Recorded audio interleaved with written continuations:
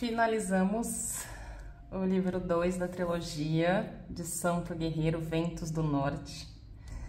O livro 1, ele conta a história de Laios e Policromia, os pais do Georgios, como eles se conheceram, como a família foi constituída, como Georgios fica órfão e tem que sobreviver a duras penas até ele chegar na escola do exército, onde o seu padrinho o protegeria. E o livro 2, ele já começa com o Georgios na escola do exército romano. Santo Guerreiro, ele é considerado pelo próprio Sporn uma biografia romantizada. E a gente fala que romantizada, o próprio Sporn fala que é romantizada, porque a história de São Jorge, ele mistura fatos históricos com mitologia. É muito difícil dizer se São Jorge foi de fato um personagem real ou se ele foi fruto da necessidade de heróis pela mitologia ou de mártires pela religião. Esse livro, ele se passa em uma época em que o Império Romano já estava no começo do seu fim, quando o cristianismo já estava começando a ganhar poder e atrapalhar o Império Romano. Só para vocês terem uma ideia, o Império Romano ele durou aproximadamente 5 séculos. Ele foi até o ano 476 d.C. Essa história se passa aproximadamente no ano 303, que foi quando São Jorge morre, de acordo com os fatos históricos. Então essa história se passa nos últimos 100 anos do Império Romano. Ele já não tinha tanto esse poder. Tanto em que Ventos do Norte nós vemos o tempo inteiro essa batalha do Império Romano e do imperador Diocleciano para acabar com os judeus e os cristãos que estavam começando a ganhar poder demais. A igreja e a religião cristã começou a ver que conquistar os pobres era ganhar cada vez mais poder, porque os pobres viviam de fé. Uma vez que você fizesse as pessoas mais pobres pararem de acreditar nos deuses romanos para começar a acreditar no Deus cristão, no Deus único cristão, isso fazia com que a religião ganhasse cada vez mais poder. Então esse livro ele se passa exatamente nesse momento histórico. A religião cristã começa a ganhar poder, conquistando a base pobre daquela região, e o Império Romano começa a ver os cristãos como algo a ser batido, algo a ser destruído. Eu acho muito legal a forma como a trilogia inteira é narrada, né? O livro é narrado em tomos. Esses tomos são cartas entre a nossa narradora, que aparece pela primeira vez em Ventos do Norte. Essas cartas são escritas pela Flávia Júlia Helena. Flávia Júlia Helena estava indignada porque o Georgios tinha morrido como um mártir cristão, alguém que tinha morrido porque não queria matar cristãos, só que ele estava sendo esquecido tanto pelo povo romano quanto pelo povo cristão. E ela começa a escrever a história do Georgios como uma forma de reaviver a memória desse guerreiro que ela acha que é tão importante para a conquista do imperador Constantino, que no momento que essa história é escrita pela Flávia Júlia Helena, Constantino já é imperador. Esse livro ele é escrito em tomos e ao final de cada um desses tomos a gente tem cartas entre a Flávia Júlia Helena e o Constantino. E é muito legal ler essas cartas. Algumas vezes ela é escrita pelo secretário da Flávia Júlia Helena, que estava ficando doente, porque já era bem velha. Essas cartas tem ela cumprimentando o filho. É uma troca de carinho muito grande entre os dois. Mas ao mesmo tempo, nós temos um Constantino complementando informações que não tinham sido contadas pela mãe de acordo com os documentos que ela tinha. Então, essas cartas, ao final de cada tomo, nos mostram o olhar do Constantino para muitos dos fatos que ele também viveu com o Georgios.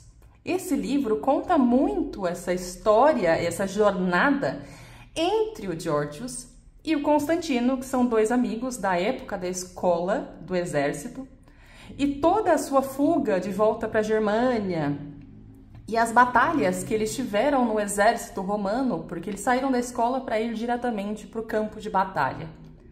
Então, o Constantino, ele vai nos colocando pedaços de informação que são muito deliciosos de ver. É muito legal essa forma como esse livro é narrado, porque não é como se a gente estivesse lendo um livro pronto. A sensação que dá é que a gente está vendo ele ser escrito. A gente está vendo as cartas que eles estão trocando. É como se nós estivéssemos não lendo um livro, mas estivéssemos lendo esses tomos que a Flávia manda para o filho, e ele rebate e complementa de forma tão deliciosa, às vezes com um olhar cético, às vezes com um olhar fraternal, às vezes com o olhar da saudade do amigo que ele já não tinha. Esse livro aqui é muito, muito interessante. Eu acho que é um dos pontos mais sensacionais de Ventos do Norte. A gente já começa essa história sabendo do fim. Porque assim, nós temos os dois personagens principais, que é o Georgios e o Constantino. Sabendo da narrativa, o Constantino assina as cartas já como imperador. Então, a gente tem a informação de que, primeiro, Constantino já virou imperador de Roma, ou seja, ele conseguiu tomar o lugar do Diocleciano. E segundo, e nem é um spoiler, né? A gente está falando do Georgios, que é um santo, ou seja, a gente já sabe que ele morre. Mas aí eu te pergunto, saber do final tira a graça da história? Eduardo Spohr nos prova que não. Você já sabe que Georgios morre e você já sabe que o Constantino vira imperador. Só que isso não tira em nada a graça de ver, de torcer, de comemorar pelas vitórias do Georgios. E durante a leitura desse livro, eu me apeguei tanto a esse personagem, tanto, que de verdade eu vou sofrer muito por ler a cena que ele morre. Eu tenho certeza que eu vou chorar muito por ler a cena que o Georgios morre, mesmo já sabendo desde o começo do livro que ele morreria no final. Então, eu me apeguei muito. E é engraçado que saber o fim não tira em nada a graça de você ler o caminho, ler essas intrigas políticas que a gente vê no Império Romano, essas movimentações e manifestações de pessoas da alta cúpula para conseguir derrubar imperadores, césares, ou o que quer que seja. O Ventos do Norte, ele é dividido em 5 tomos, e cada tomo conta uma parte específica da história do Georgios.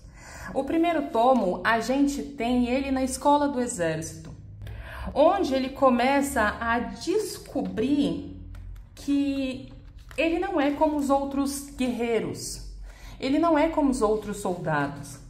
Ele não consegue matar inocentes, mesmo em nome do império que ele defende tanto, que é o Império Romano. Ele não consegue odiar cristãos e judeus como os outros soldados. Até porque a gente tem, desde o começo, o Georgios sendo cercado por cristãos o tempo todo. A mãe dele, Policromia, era cristã. Morreu no final como cristã. E ele é ajudado por judeus e cristãos a infância inteira. Então, quando ele entra no exército romano, ele começa a perceber essa desconexão entre ele e o Império Romano. Que ele não consegue matar inocentes em nome de um império. Ele não consegue odiar um povo em nome de um imperador. Essa parte eu acho incrível, que é onde a gente começa a ver o ganho de consciência dessa criança que começa inocente e vai ganhando a maturidade de um adulto de forma bem dura. O segundo tomo, a gente tem a fuga para a Germânia. O Constantino, por ser filho de um César Constâncio Cloro, tinha sofrido um atentado e ele é obrigado a fugir da escola do exército, e o Georgios impede que ele seja morto. Então a Flávia Júlia Helena pede para que o Georgios acompanhe o filho Constantino até chegar à Germânia, que é a região onde o pai dele mora, onde ele vai poder ser protegido pelo pai. E aqui acontece uma das cenas mais engraçadas, que o meu surto foi incrível. Como é que você consegue ser surpreendido por um fato que literalmente foi contado na página 13? Porque assim, nós temos no segundo tomo a fuga deles para a Germânia. Quando eles chegam, para fugirem da Germânia, eles pegam eles sequestram uma pessoa para ter moeda de barganha, mas na verdade eles sequestram a filha do Maximiano, que é a Flávia Teodora. Eles sequestram a Flávia Teodora e usam ela como moeda de troca e acabam indo para a Germânia. E durante essa fuga, o Georgios e a Flávia Teodora acabam tendo um envolvimento e começam a se gostar e prometem se casar durante essa viagem que naquela época durava meses para você ir de uma região a outra. Só que, quando você chega na Germânia, a primeira coisa que o Constâncio fala é que vai ser um prazer ser esposo de Flávia Teodora. E aí, quando você vê essa cena, quando ele fala que vai ser um prazer ser esposo da Flávia Teodora, e você volta na página 13, você já tinha essa informação. Eu nunca fui tão surpreendida por uma informação que literalmente estava nas primeiras páginas. Mas assim, sério, gente, quem lê isso aqui? Eu acho que o Sporn colocou isso aqui de propósito. Os autores, em geral, colocam isso aqui de propósito. Porque são árvores genealógicas que você lê no momento que você não conhece nada da história. Então, quando eu cheguei na cena deles, que ela foi considerada refém, que eles chegaram na Germânia e o Constâncio cumprimenta ela como uma futura esposa, que eu lembrei dessa árvore genealógica, eu voltei pra cá e tava aqui. O Constâncio era marido da Flávia Júlia Helena, que é mãe do Constantino, só que se separou da Flávia Júlia Helena para casar com a Flávia Teodora. O mais engraçado é que tudo isso foi arquitetado pela própria Flávia Júlia Helena. Ela manda uma carta pro Constâncio falando: eu acho melhor você se separar de mim e casar com a Flávia Júlia Helena, porque você vai estar casando com a filha de um dos Césares que são seus inimigos. Então você acaba tendo ao seu lado uma pessoa que também pode ser usada como uma forma de ameaçar o poder do Maximiano. Então o segundo tomo foi uma surpresa incrível. Eles chegam finalmente na Germânia, né? A Flávia Teodora se casa efetivamente com Constâncio e o Georgios segue para viver a sua jornada de tribuno, chefiando guerras e defendendo o Império Romano. E o terceiro e o quarto tomo se resumem muito nisso, em guerras, em arquitetura, guerras e proteção de impérios e proteção de regiões. Nesse momento, a vida de Georgios e do Constantino se separam, porque cada um vai para um lado defender uma região do Império Romano. E eu acho muito legal o terceiro e o quarto tomo para quem quer ser um líder de um exército e defender, né, alguma fronteira de batalha. Ele ensina muito formas de se defender no exército, principalmente quando você está no exército perdendo uma batalha. Mas claro que quem leu Arte da Guerra já sabe tudo o que eles estão falando aqui, então eu já me sinto meio que uma tribuna também. E a gente chega no quinto tomo. E assim, nesse momento, eu preciso fazer uma pequena informação pessoal. Eu não leio índices.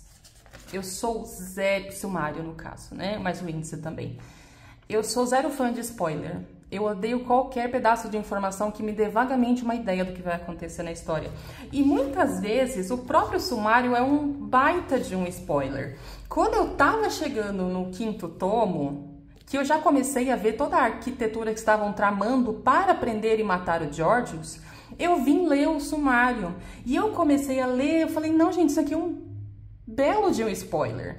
Então, assim, eu particularmente não leio o sumário, porque às vezes ele dá muito spoiler do que vai acontecer na história. E o quinto tomo chega, mas antes de falar dele, eu preciso fazer uma menção honrosa para duas pessoas. Uma delas é a Zenóbia, a mulher que aparece literalmente na primeira cena do primeiro livro. E 2 livros depois, o ser humano não morre. Gente, ô mulherzinha difícil de morrer. Ela está, nesse livro aqui, tramando para matar o filho do homem que derrubou o império dela na primeira cena do livro. Do primeiro livro. Nesse livro, Laios invade o reino, a casa, vamos lá, digamos assim, vamos lá, a casa o castelo da Zenóbia, acaba destronando ela e tomando o castelo dela, e ela acaba sendo presa e tudo mais. Só que a mulher é tão sacana e ela é tratada como tão ardilosa e extremamente linda, que você vê que 2 livros depois, uma mulher linda e ardilosa no meio de um monte de homens guerreiros extremamente idiotas, a mulher continua com poder. E aí, a Flávia Júlia Helena, ela nos dá uma ideia do porquê que a Zenóbia é tão ardilosa e tão poderosa, porque ela fala o seguinte: Zenóbia viu seu único filho ser assassinado por legionários nos portões de Palmira. Ela não vai desistir enquanto não desmantelar o Império Romano. É muito legal você ver que a Zenóbia é uma figura muito importante nessa história.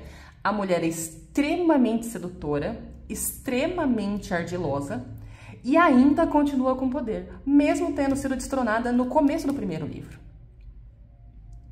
A segunda personagem que eu quero trazer uma menção honrosa é a Tisa. Tisa é filha do homem que matou a mãe do Georgios. Mas Tisa é uma criança boa que sofreu muito na mão do pai também. E Tisa foi o primeiro amor do Georgios, né? E eles se encontram nesse momento de fuga da Germânia. Ele encontra, o Georgios já estava com a Flávia Teodora, Tisa já estava casada com um senhor muito poderoso, e eles se encontram durante essa jornada, os caminhos deles se cruzam. Só que Tisa, ela ainda nutre um carinho muito grande por Georgios. E por ser uma pessoa extremamente influente, por estar casada com alguém extremamente influente, ela tem acesso a informações das estratégias que estão sendo armadas por baixo dos panos no Império, e ela acaba descobrindo que a Zenóbia estava armando para prender, julgar e matar o Georgios. Mas por que prender? Georgios, ele é apadrinhado pelo imperador Diocleciano. Então, pelo fato de o imperador ser padrinho do Georgios, as pessoas que querem o Georgios morto só conseguem se conseguir um julgamento para ele. E é esse julgamento que acontece no 5º tomo, e que a Tisa tem um papel muito importante para ajudar o Georgios. E aí a gente começa o 5º tomo enxergando por que o ser humano chamado Georgios acaba morrendo nessa história. O ser humano com falta de sorte. Gente, é sério. Em uma época, 300 depois de Cristo, as mensagens demoravam semanas para chegar de uma região a outra. E as pessoas meses, tá? O Georgios conseguiu estar preso na Germânia, sem que o Constantino soubesse, estando presente 3 inimigos que o odiavam muito e o queriam muito morto. E esses 3 inimigos seriam os juízes do julgamento para qual o Georgios estava sendo condenado. Nesse momento, eles arquitetaram para que o Georgios fosse condenado por ser cristão, por chefiar um exército cristão, o que obviamente não era verdade.